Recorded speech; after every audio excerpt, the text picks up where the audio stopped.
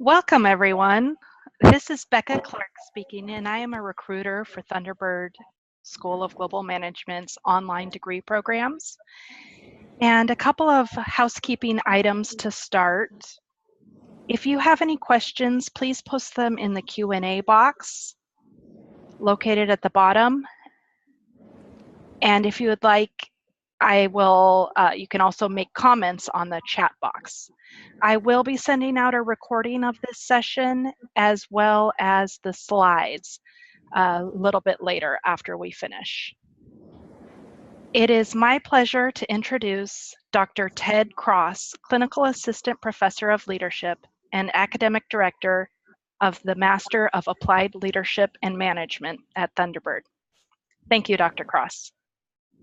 Thanks, Becca. It's a pleasure to be with everyone today. Thank you for coming out to this webinar. I've entitled it, Convince the Science of Persuasive Leadership. And what I really want to go over today is some basic frameworks for leadership in general, and then what the scientific literature says about how we can actually persuade others to follow us and influence others in a positive manner.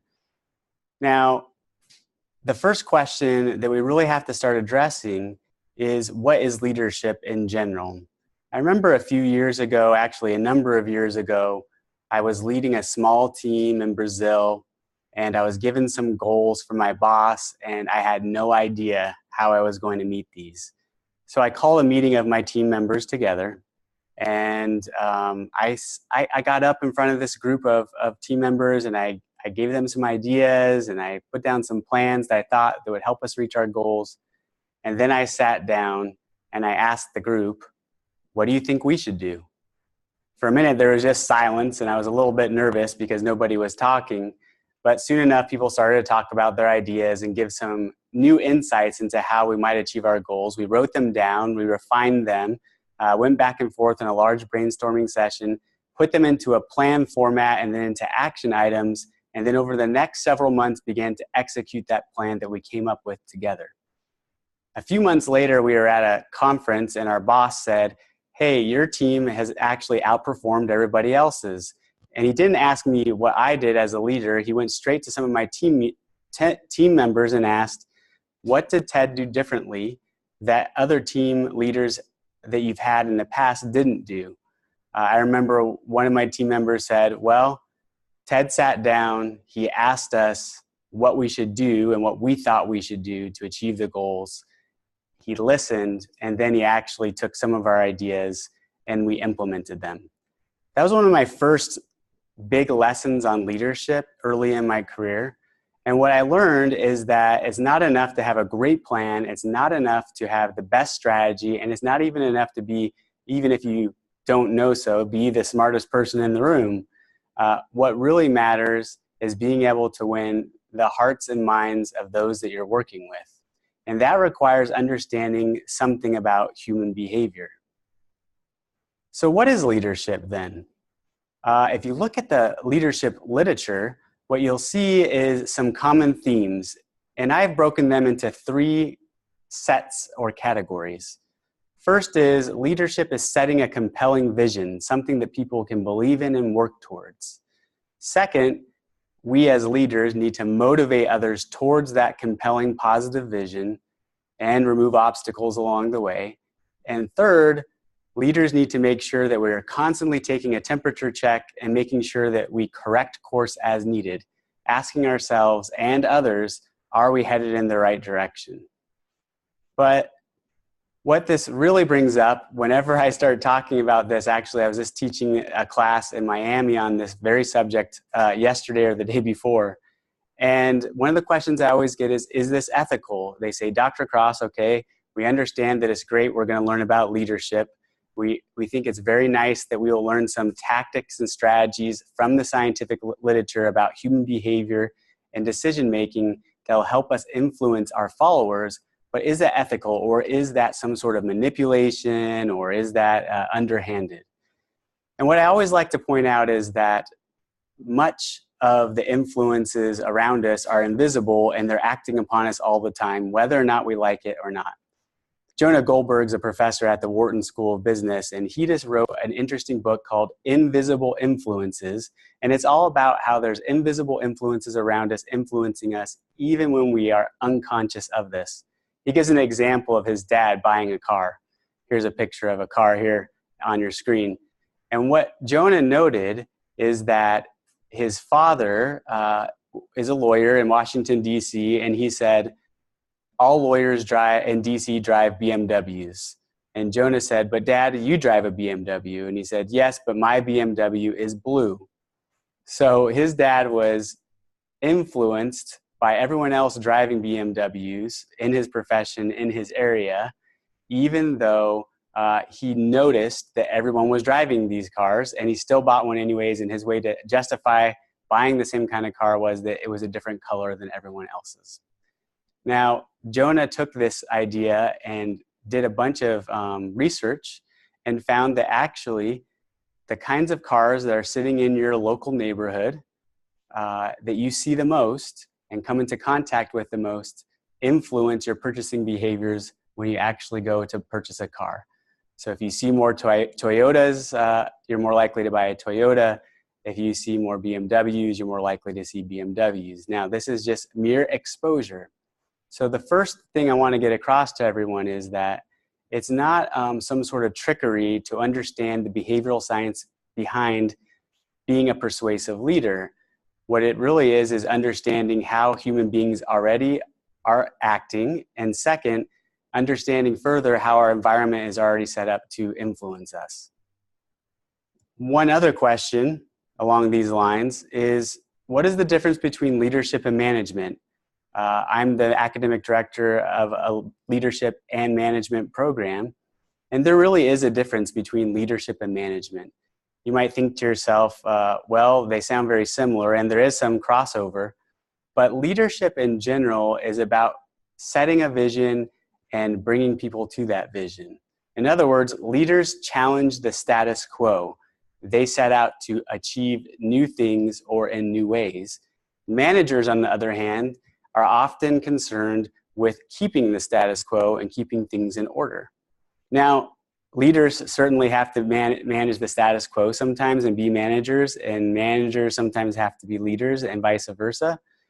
But there is a distinction between what leadership is and what management is. That's why at the beginning we talked about a definition that's 3 parts: casting a vision, making sure that you're motivating others and finding those motivating factors, especially backed by behavioral science, and third, correcting your course as you go. Here's a good way to think about leadership, and this is a very old example from Stephen Covey, and he said, imagine that our job as a leader, as a group of people, is to cut a new path in the jungle. Now, the frontline workers are down busy cutting down trees and cutting down branches and cutting through the grass to make the new path. And managers might be likened unto those people who are sharpening the machetes and making sure the axes are sharp and making sure that there's enough shift relief, so people are getting enough relaxation, rest, food, etc. And the leader is down in the trenches helping work on the path too, but every so often the leader makes sure that he climbs a tree, looks over top of the work, and makes sure that the path is actually being cut in the right direction. In other words, leaders really make sure that we are headed to the place that we want to achieve our goals. It's not enough just to be an efficient machete wielder, for example. It is much more important to make sure we are headed in the right direction. Efficiency is very important, but only if we are headed towards our goals, and leaders are in charge of that strategic direction. So what do I define leadership as? Well, I think leadership is the ability to persuade or convince others to act. Now, hopefully this is acting towards the vision. This is acting towards your organizational goals. But it's really about persuading or convincing. I'm not going to talk about coercive leadership styles today or using functional mechanisms such as rewards and punishments in a transactional leadership style today. What I'm going to be talking about is much of an aspirational or transformational leadership style.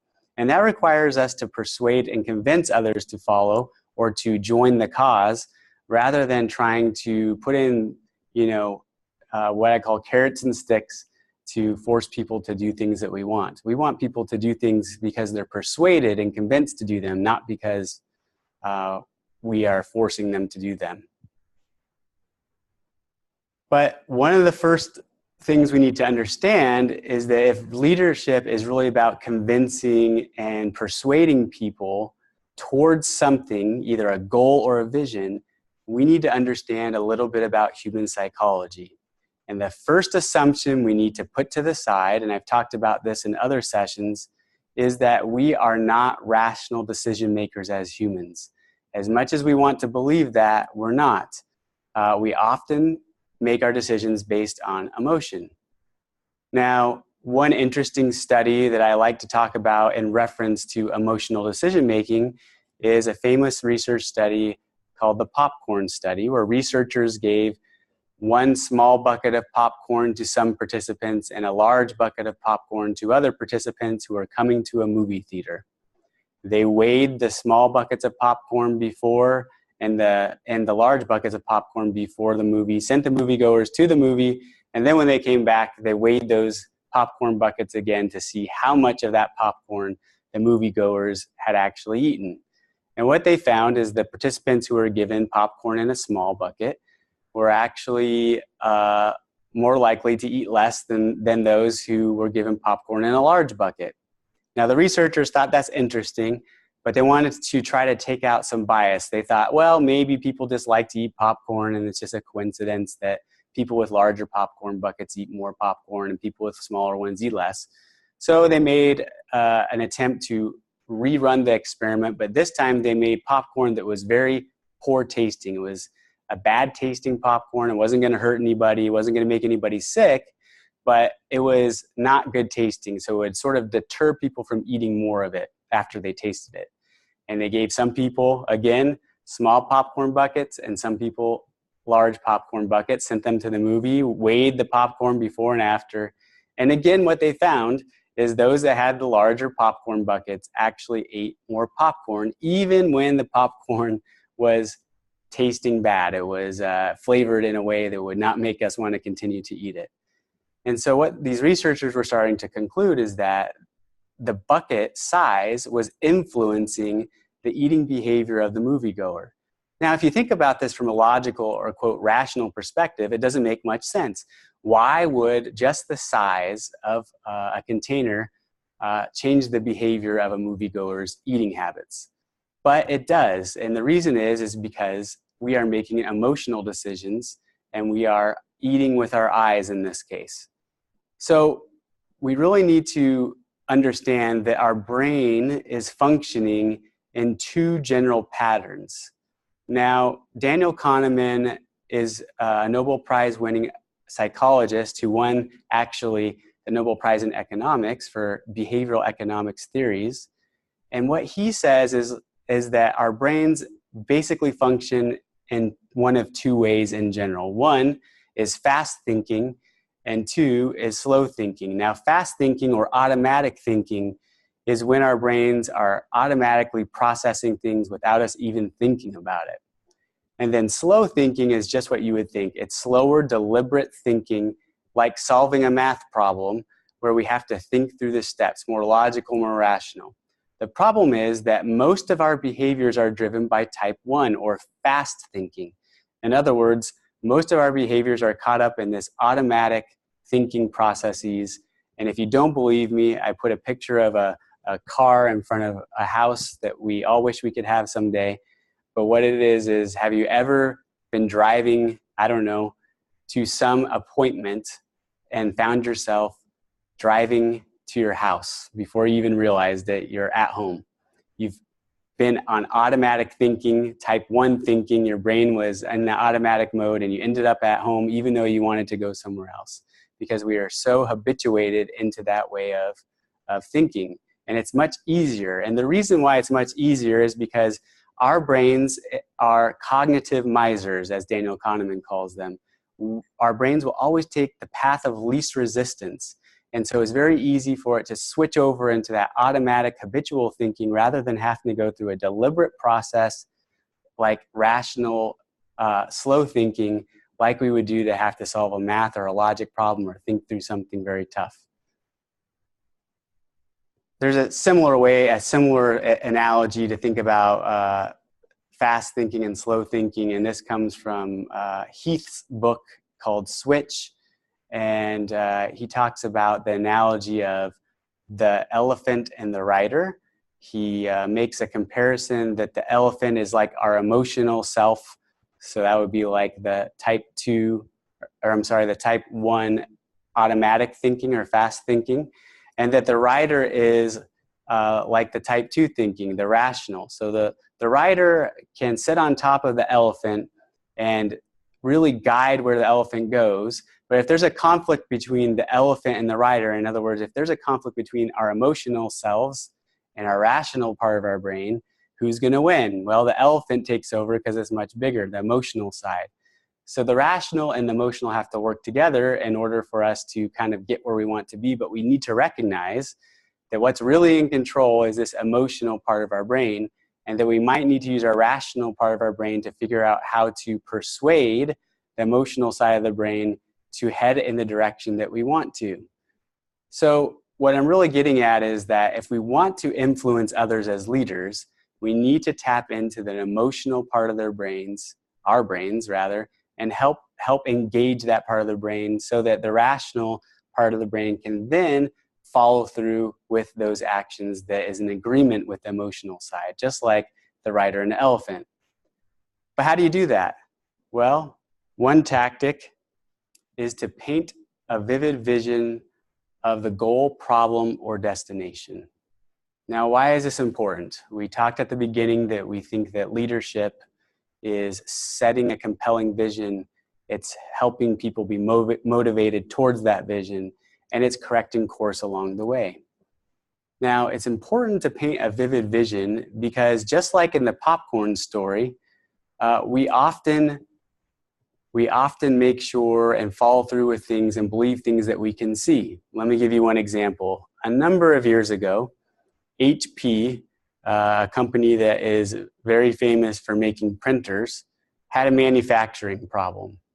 Some of their efficiency experts had discovered that the plastic they were using to make the shells of their printers was very thick, and that it could be reduced significantly and save a lot of money.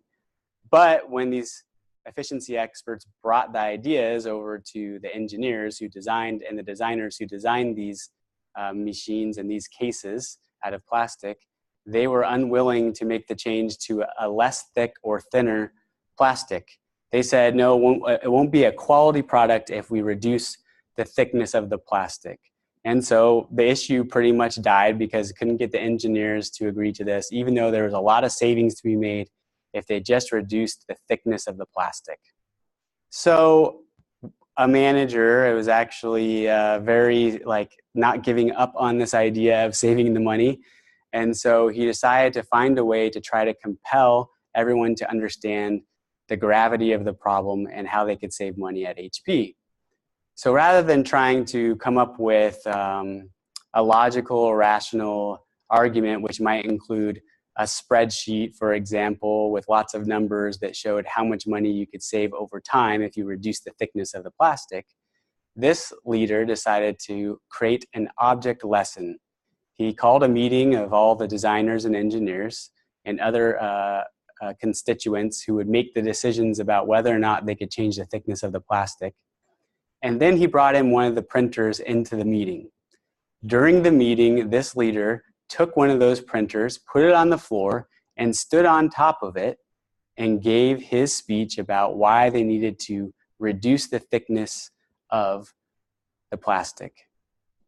And he said, do we really need a printer that someone can stand on while giving a speech, or do we just need a printer that's going to be high quality and can sit on a desk somewhere?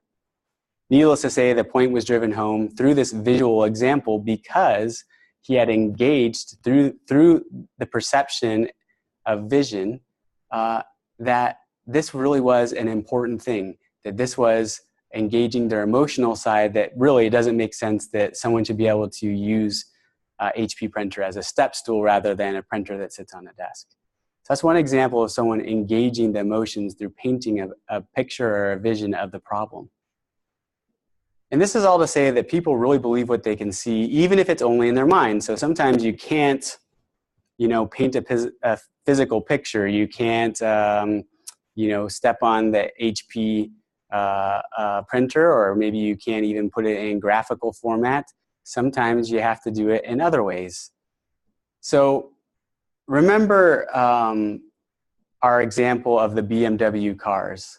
And so what Jonah Goldberg had noted is that mere exposure to certain things, especially visually, will influence buying behaviors of cars. So we talked about if there's more Toyotas in your neighborhood, you'll buy more Toyotas. On the right-hand side of your screen is a picture of a college student, and they did another study to sort of gauge whether or not mere exposure to things influenced people's decisions. In this case, they took a large freshman psychology class at a college, one of these large lecture classes with hundreds of students in it, and the professors decided that they were going to do an experiment with this class. And what they did is they took 3 young women who were in the class, and they said, okay, you're going to be part of the experiment. No one's going to know that you are part of the experiment, but what we want you to do is person number 1, go to class only once per semester, or something roughly like that. Then person number 2, we want you to go to class twice as much as person number 1, and person number 3, we want you to go every week to class. And what the researchers did is they had these young women attend class at different frequencies, and they were instructed not to really talk to people in class, so don't really talk to other students, but just be there, take your notes, pay attention, and leave.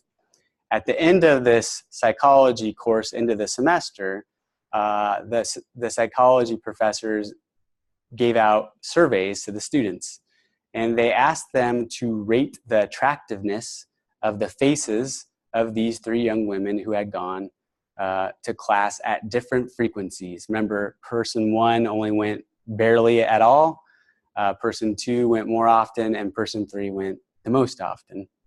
What the researchers found that, surprisingly, person 3, the one who went the most, who had not talked to people, had followed her instructions, was rated as most attractive simply because she was the one who was most familiar and was in class the most often. And so familiarity really does help influence others. As a leader, are we seen? Are we being seen by those that we're trying to influence? Are we around? Are we exposing them to ideas and to parts of our vision that we would like them to follow through on? The more we can expose others to our vision and to ourselves as leaders, the more likely they are to comply. Another way to paint a vision, and it's the best vehicle actually for painting a vision, is by telling stories. I really believe that leaders must be great storytellers. Now, I have a picture of an airplane here because there was a researcher at Claremont Graduate University named Paul Zak. And Paul Zak has done a lot of research on storytelling and how it changes the biology and biochemistry of our blood even. And what he tells a story about is being on an airplane on some long flight, and he was watching the movie $1 Million Baby, which if you haven't seen, has some heart-wrenching sort of emotional ending scenes. And Paul Zak said he was watching this movie on the airplane, and he had his earphones on, and he was sitting there, and suddenly his seatmate turned to him and said, "Sir, are you okay?" And he said, "What do you mean?" And then he noticed that he had been sobbing, crying, watching the movie with his earphones on in the middle of this crowded airplane. And he began to wonder, as a researcher, what is it about movies that can make us cry so much? And he started to conduct research, and what he found is that in general, stories follow something called the transportation narrative theory. And this theory states that we, as viewers of a story or listeners or readers of a story, are not really, in a psychological sense, standing outside the story. We actually become the protagonist of the story and identify with that protagonist and begin to feel the same emotions they do and identify with the characters inside of those stories. And this is why it elicits such emotion from us, because we are transported into the story. That's why it's called transportation narrative theory. We are transported into the narrative. We become part of that narrative. We internalize it and begin to feel those same feelings. This is why it's so important that we actually, as leaders, use story as the vehicle through which we paint our vision about either our great cause, the problem we're trying to solve, or any of the other aspects of painting a vision. Paul Zak has done other experiments that show that actually, if you expose people to a compelling story and then ask them to donate money to a cause related to that compelling story, their blood chemistry actually changes and influences their pro-social giving behaviors. In other words, people who went through his other experiment that I'm not going to describe in detail here, when they saw a compelling story that was related to some sort of charity, they were more likely to give money. And actually, when they did pre and post samples of their blood, they found that their blood chemistry had changed and would influence their giving behaviors. So it's not that stories are just interesting, it's that they actually physically change the makeup of us as humans, and they engage that emotional side of us to help us be convinced towards one way or the next. That's why art is important, right? Such as storytelling. So you have to be a little bit of an artist along with the science as a leader. It's equally important to make sure that whoever is telling the story that encapsulates the vision has authority or at least credibility to do so. And that's because we as humans defer to authority almost without even thinking about it. Here's a picture of Stanley Milgram. He's a famous social scientist. And in the late 1940s, after World War II, he was really interested in how could so many people be complicit with the Holocaust that happened during World War II? How could it be that good German citizens stood by and let a lot of bad things happen in their country? He figured that not everyone was a Nazi sympathizer, so how could this be? So he set up an experiment, which is very interesting and famous, and he brought participants into a lab. And these participants were told that they were going to participate in an experiment where they would sit in front of a console with a microphone, and in the other room would be another participant who they would ask questions through the microphone intercom system. Then these participants were told, you will ask the person questions through the microphone, and if they get them wrong, you will turn this dial and give them an electric shock if they get it wrong. Now, what the participants didn't know is that no one was really getting shocked in the other room, and they really couldn't see it. But every time they would send a question over the intercom, and the person in the other room would get it wrong, they would be instructed to turn the dial and to give them a shock. At first, it was a lower shock, and progressively stronger shocks as the experiment went on. But what the participant heard every time they gave a shock was some sort of auditory reaction through the microphone from that quote unquote planted or fake participant. And so they'd give them a mild shock and they'd hear, ow, and then they would get another question wrong in a little bit and they'd hear a stronger reaction from that person. At some point, the dial gets to a label that says lethal or dangerous electrical shock level. Now, many participants, and you can look up the actual footage from this 1940s experiment on YouTube. It's Stanley Milgram's authority experiment. But what you'll see is that as people got to the lethal or the dangerous shock level, they would turn to someone in the room, which was part of the experiment. They were dressed in a lab coat and they would say, I don't want to continue to give this person shocks. It sounds like they're getting hurt. And the person in the lab coat would say, the experiment must continue. You must continue to do the experiment. And something like 80% of the time, people were willing, the participants, to give a quote unquote fake lethal shock to a participant, to someone else that got the question wrong, even though they were uncomfortable with it, simply because somebody in a white authoritarian looking lab coat said the experiment must continue. So I write here, so much depends on a lab coat. Now, this is a very negative example of how authority can be used, but also can be used in positive ways.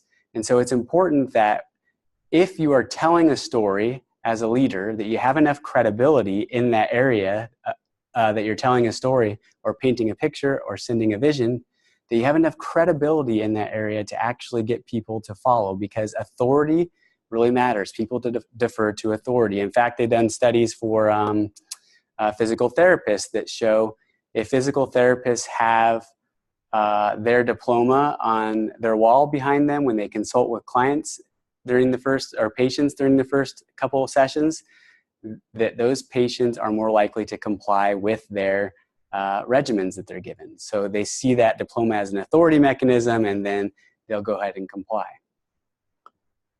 Now, the second thing we need to cover is that after we painted this vision, after we've sort of created a cause for others to enroll in, we need to figure out how to motivate others. And motivate isn't really the right word, because motivation is a fleeting feeling.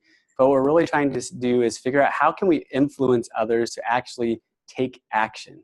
So we might have painted a really great vision and have a really great goal for everyone, but the next step is how do we actually get people to follow it? The first principle I want to talk about is modeling the way. We as leaders need to show rather than tell people. We need to model the behaviors that we want.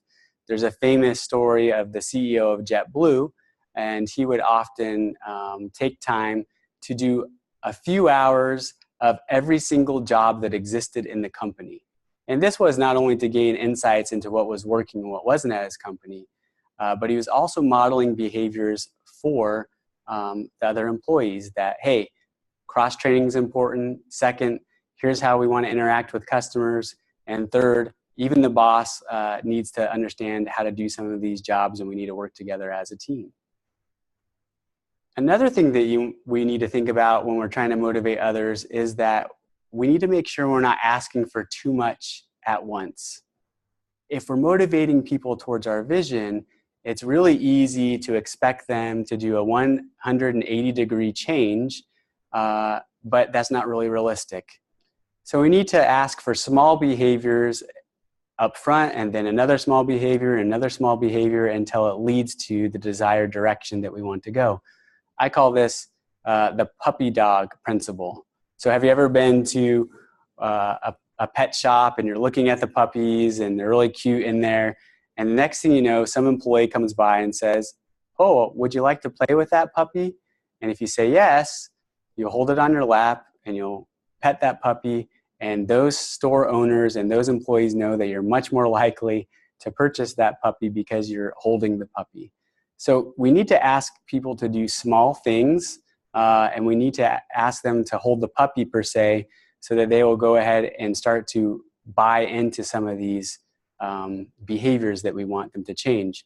A study showed that, for example, when people went door to door asking citizens to put political signs in their front yard, they were often turned down. But if they used a different tactic where they asked them to put a small card for the political candidate in their window and came back later and asked if they would put the large sign in their yard, they were more likely to say yes, because they asked for a small thing first, and then people want to be consistent. This is called a consistency trap in some of the literature. They want to be consistent that they've already done one small thing, putting that small card in their window, and then they'll be consistent in putting a larger sign in their yard. This is the same thing that happens when your college calls you and says, will you donate? And you say no, and they say, how about just $5? And you say okay, and then you're more likely later to donate $10, $15, and more. So ask for small behaviors from people. Another tactic for motivating others that goes along with modeling the way is getting others to model the way, and this is called social proof. We as humans are more likely to do what we see other people doing. This is why crazy things can happen in crowds at concerts, because one person sees someone else doing it and pretty soon everyone else is doing it. One great example is on your right-hand side of your screen where you see the iPod and the earbuds commercial, advertisement rather. And when those earbuds first came out, they came with the iPod, many people thought they were really ugly. And Apple was a little worried about this, so they came up with this advertisement campaign. And pretty soon it was a badge of honor to wear those white earbuds around, because it meant to everyone else, it was a signal that you were part of an in-group. You were part of the cool group that had bought that iPod. And as other people saw others wearing these earbuds, they started to buy the iPod in greater and greater numbers. And so if we can get a critical mass of followers or influencers to go ahead and believe and follow our cause, or change the behaviors you want to, or help solve the problem that you're trying to solve, we're more likely to get a snowball effect where other people will also join in. Here's the last thing I want to mention. Actually, I'll mention two more things. I was just thinking here. This idea is that if we really want to motivate others, there's a principle called reciprocity, and that is if you want to give what you want to get. And I know that sounds really bad, but if you want people to work hard for you and to join your cause, it is often helpful to give them something in order for them to follow. Now, it doesn't have to be a physical present or anything like that. And I'm not talking about bribes. That's unethical. But what I'm talking about is, what kind of giving behaviors can you exhibit in order to receive those back? Now, one famous example is that waitresses or waiters who actually are serving food to people, if they give a small gift like a mint to someone, they're more likely to increase their tips.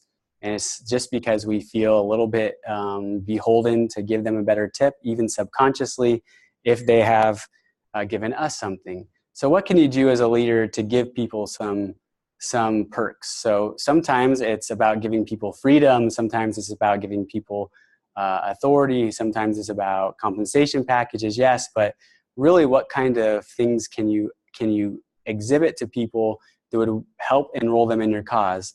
I like to think of it not as giving them actual things, though sometimes that helps. But man, I'll tell you, if you follow Jimmy Fallon's advice and do thank you cards on Fridays, and you write handwritten thank you cards and give them out to people, that can go a really long way, right? So find a way to give so that you can get. One other thing that I want to mention before I get to this next example is that when I was talking back about asking people to do something small before you ask them to do something big, don't ask people to create new habits, and we're going to get to that in a second.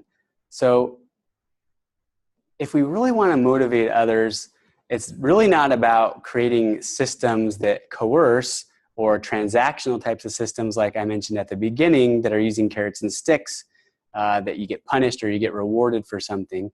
It's really about helping people tap into that emotional side and want to be persuaded to follow the cause. Now, Dan Pink in his book Drive gives a very famous example. It's been around for a long time, called the candle problem. And here's a picture of the candle problem. Participants in a research study that's been replicated over and over again were asked, here is a box full of thumbtacks, a candle, and a book of matches. Your job is to attach the candle to the wall, and what we're going to do is time you.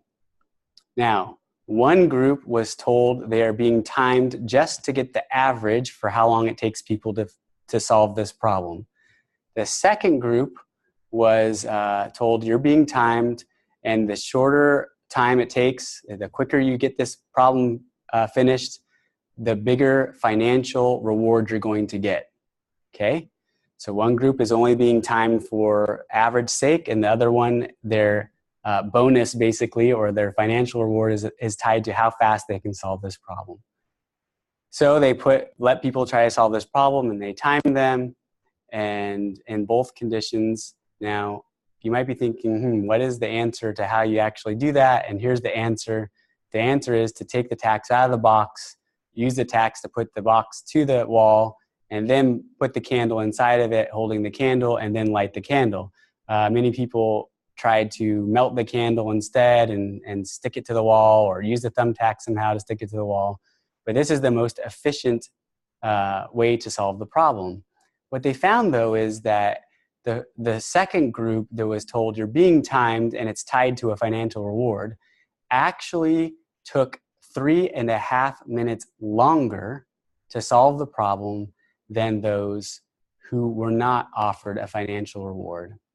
So one of the conclusions, and especially what Dan Pink argues in his book Drive, is that, look, if you want people to solve complex, creative type of problems, it's often not useful to employ a carrot and sticks type of mentality. When you added money and time pressure into the mix of this candle problem, for example, it actually made people perform worse because there was too much pressure. It shut down the creative part of the brain and people weren't solving the problem. In the first instance, where people were just told that, hey, you're just being timed for an average, they were more creative and flexible in their thinking.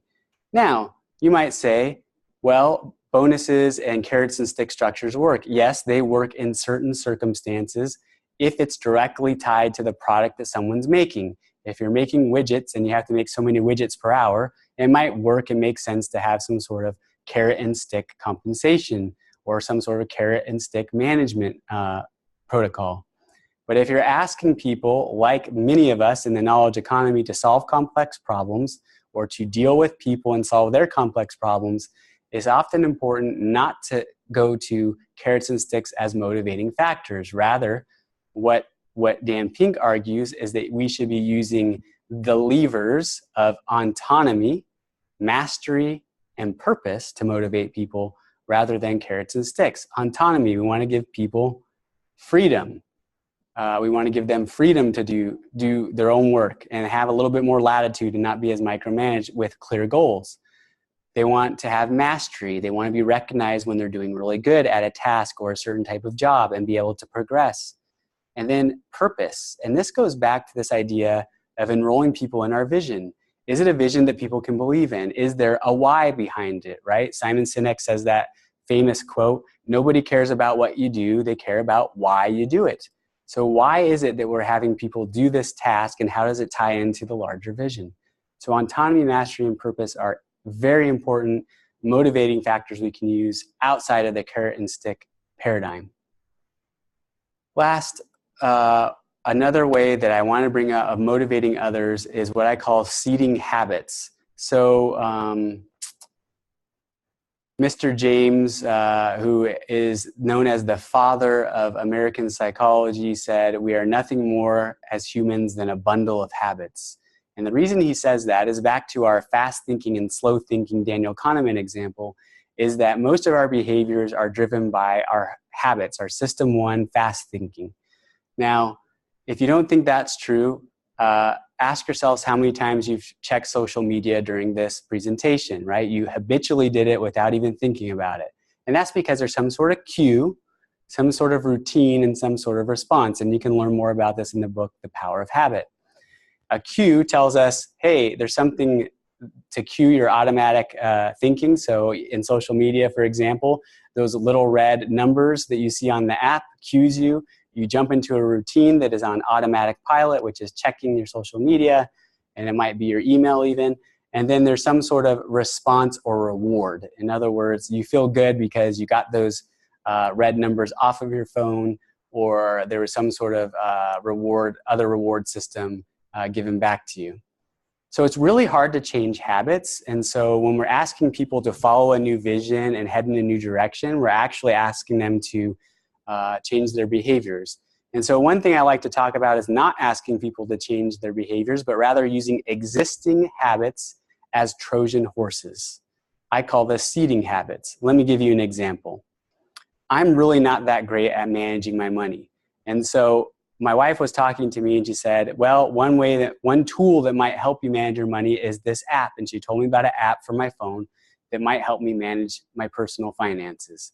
So I downloaded the app, but I still wasn't using it, right? I had the tool, I knew how to use it, but I still wasn't using it because there wasn't a habit established. But what I realized is that I'm very good at counting my calories. I've been doing that for a number of years, and I have another app on my phone for counting calories and keeping track of my diet. So what I did is I decided to use my habit of checking and counting calories to help me actually learn how to manage my finances. So I dragged the personal finance app right next to the app for counting calories. And so every time that I went to count calories habitually, automatically in my routine, I would see that financial management app. And pretty soon I started opening it before I even opened my calorie counting app, and I had started to learn to manage my finances that way.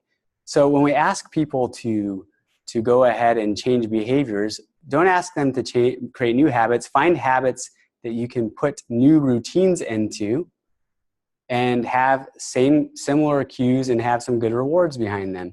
Use their current habits to help them make the behavioral changes that they want. Okay, this is I'm running out of time here, so I have one last slide to discuss with you, and this is our point number 3. We've talked about casting a vision. We've talked about motivating others, and I spent most of my time in motivating others because that's the toughest part. And the third part is correcting course. We need to make sure we're willing to change because, like Stephen Covey gave us in that example for cutting a path through the jungle, we need to make sure that we are headed in the right direction. A number of years ago, my wife is in real estate, and we bought a house to flip. The house was a very nice house. It was mid-century. I loved it. I was helping her flip this house, and I was very conscious that we increase the value of the house so we could get a great return on our investment.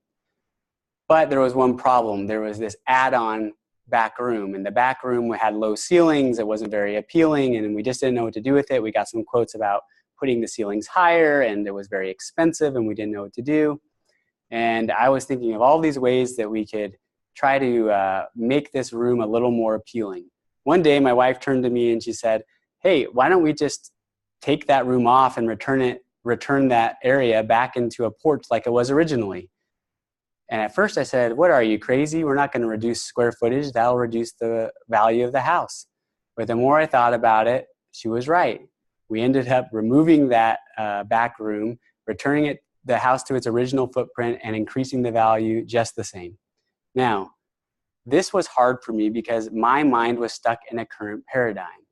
We as leaders have to be willing to take a step back, look out at the direction that we're headed, and say, are the current processes, tactics, and goals that we have really in alignment with where we want to end and the results that we want to achieve? And if they're not, we have to be willing to change. So in summary, leadership is setting a compelling vision, it's motivating others and getting obstacles out of their way, and it's correcting course as needed. Now, here's, I'll send this, Becca will send out this, this reading list to you, but here's some of the books that we've talked about today. And if you like these kinds of topics, we encourage you to apply for the Online Master of Applied Leadership and Management. It's a 30-credit online format with optional in-person experiences, and it's priced at a reasonable price. And for those who live in emerging market countries and are from those countries, we have scholarships that bring the price down even further, as you can see here on your screen. We hope you enjoyed the session today, and I'm glad to take some questions if anyone would like to stick around. Thanks. Thank you, Dr. Cross. We do have a couple of comments and questions that came in. First Great. is giving trust and encouragements to your employees to motivate them, and Yes. emotional intelligence. Great. So yes, trust is very important. I always define trust as character plus capability. And so the best way to gauge trust is if someone has the character that you want for a particular position and the capability in a particular position, but also the commenter is right. If you want to get trust from your employees, you have to extend trust first. And if you put trust in them, you're more likely to have that reciprocated. And then along with the social or emotional intelligence, EQ is very important.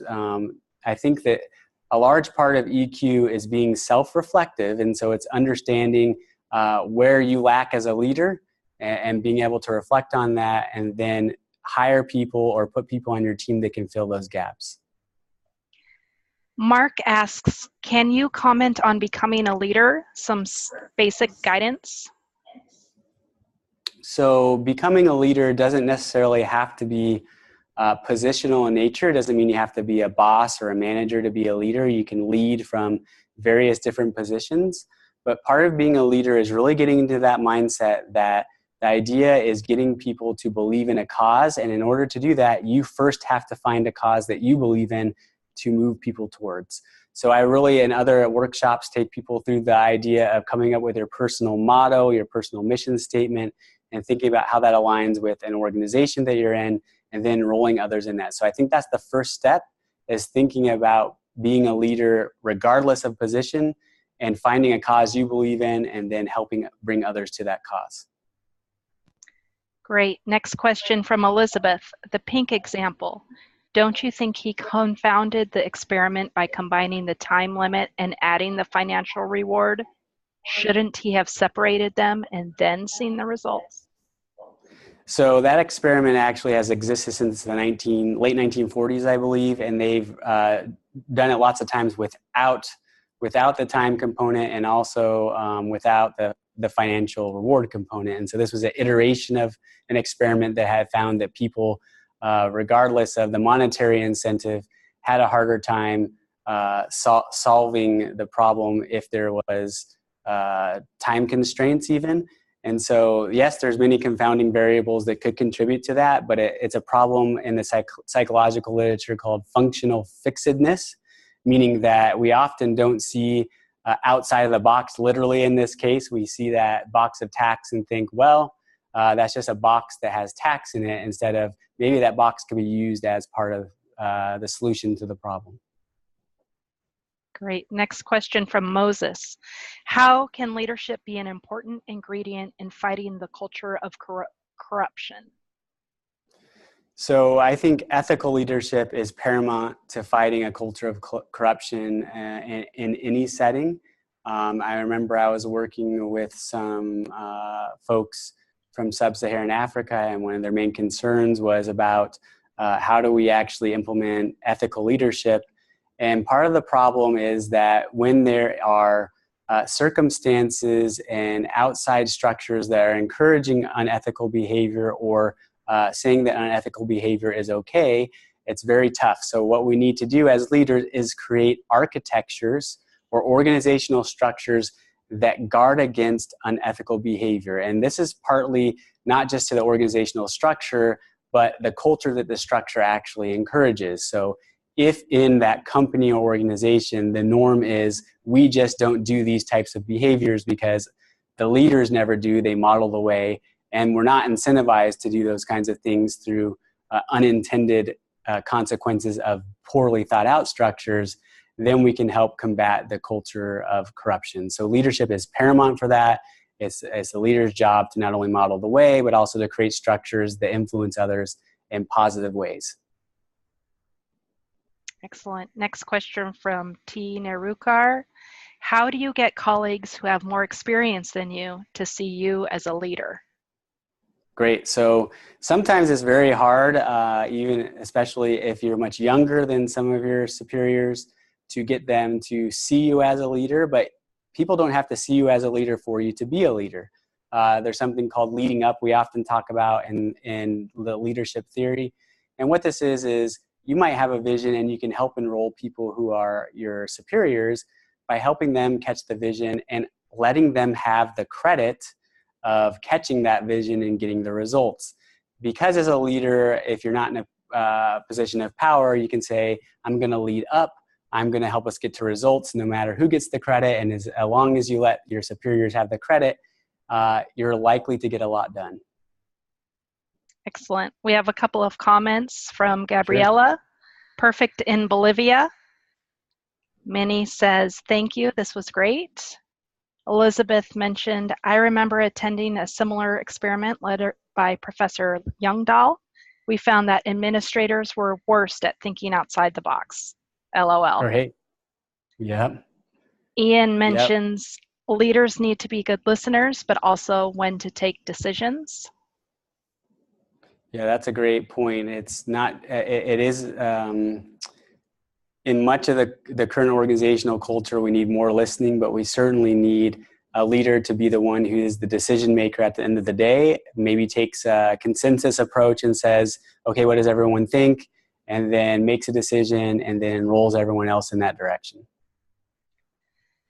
Next question from Umesh.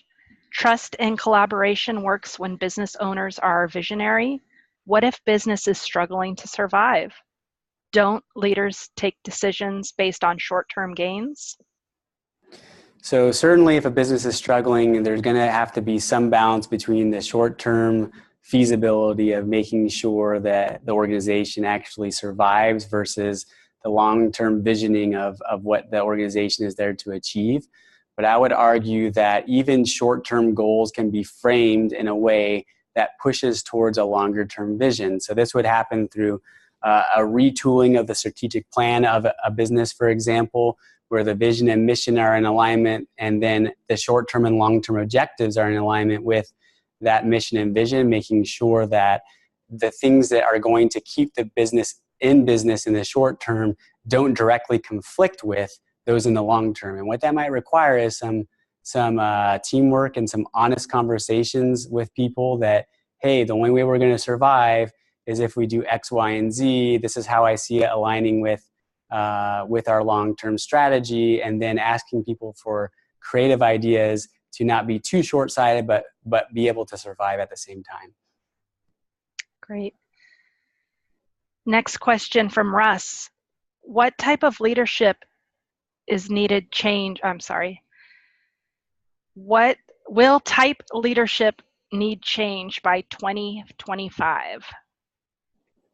So I think that there's lots of different types of leadership style. Today we're mostly talking about what we call charismatic or transformational leadership.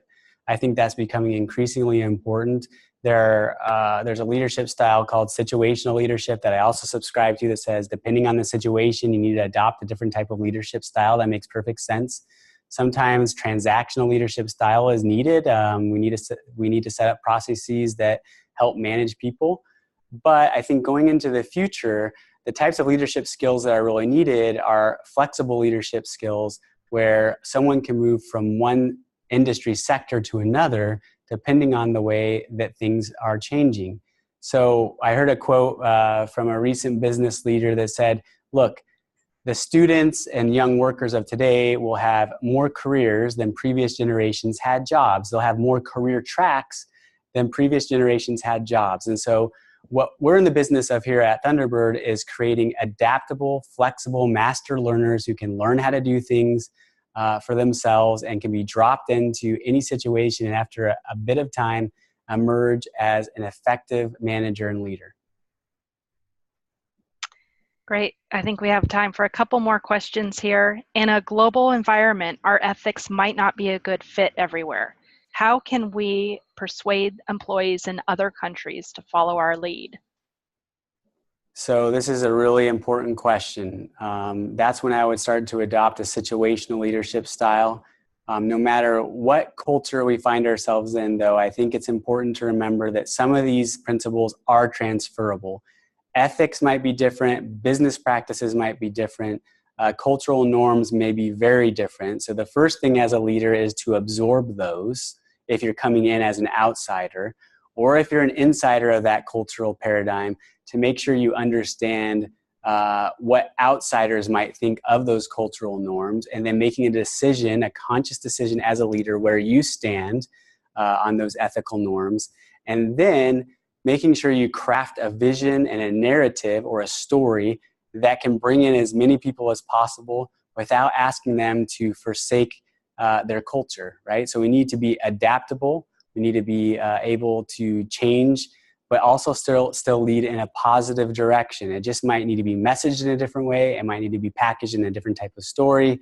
The examples might be different, and there might be a way, depending on the cultural context, to have others help really create that in a consensus style. Thank you. Last question. You mentioned in the latter part about correcting your course if you need to, but leadership sometimes really involves believing in your ideology and enforcing it. How do you balance this? So I think correcting course is less about forgetting about your vision, and it's more about making sure that you don't lose sight of the ultimate strategic direction and goals during the day-to-day. It's very easy to get down in the weeds per se, and to be working on things and to not notice that a lot of the activities that we're doing are not contributing to the overall strategy or vision we had set at the beginning. So that's the first answer to the question. Is it's not really about abandoning the vision, it's about making sure that we are still in alignment with the vision. The second thing is that as a leader, we still, as much as we believe in something, at some point, if there's a preponderance of evidence telling us that something's not working, we need to make sure that we are flexible enough to at least to make adjustments to the vision. Maybe you're not getting rid of the whole vision or ultimate goal, but you're sort of retooling to make sure that it's attainable. Because nothing is more unmotivating to employees than an unattainable or impossible goal, even if it's only perceived that way. And so if we can create smaller stair-step chunks or short-term objectives that go to long-term objectives towards our vision, we'll be more likely to be successful. Thank you, Dr. Cross. I would like to remind everyone that we will send out the recording and the slides later today, and I hope you'll be able to join us in the future. Our spring schedule will be posted soon, and we hope to see you in April. And we have a May start for the Master Applied Leadership program, right, Becca? That's right. Classes start on May 16th. We hope to see you soon, and thanks for joining today.